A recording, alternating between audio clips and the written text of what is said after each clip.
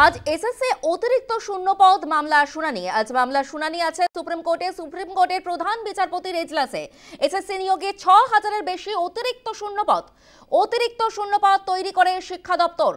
রাজ্য মন্ত্রিসভা অতিরিক্ত শূন্যপদে অনুমোদন সুপার নিউমারারি নিয়ে মামলা হয় হাইকোর্টে। মামলার মন্ত্রিসভার সদস্যদের জিজ্ঞাসাবাদ করা হয়। জিজ্ঞাসাবাদের অনুমতি দেয় কলকাতা হাইকোর্ট। হাইকোর্টের ডিভিশন বেঞ্চের রায় স্থগিতাদেশ দেয় দেশের শীর্ষ আদালত।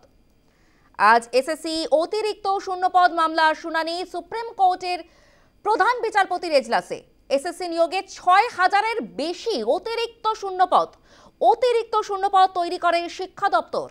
রাজ্য মন্ত্রিসভা অতিরিক্ত শূন্যপদে অনুমোদন সুপার নিউমারারি নিয়ে মামলা হয় হাইকোর্টে। মামলায় মন্ত্রিসভার সদস্যদের জিজ্ঞাসাবাদের অনুমতি দেয় কলকাতা হাইকোর্ট।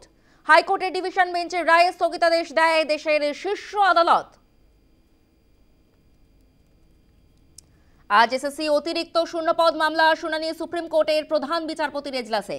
এসএসসি নিয়োগে ৬,০০০-এর বেশি অতিরিক্ত শূন্যপদ তৈরি করে শিক্ষা দপ্তর। রাজ্য মন্ত্রিসভা অতিরিক্ত শূন্যপদে অনুমোদন সুপার নিউমারারি নিয়ে মামলা হয় হাইকোর্টে।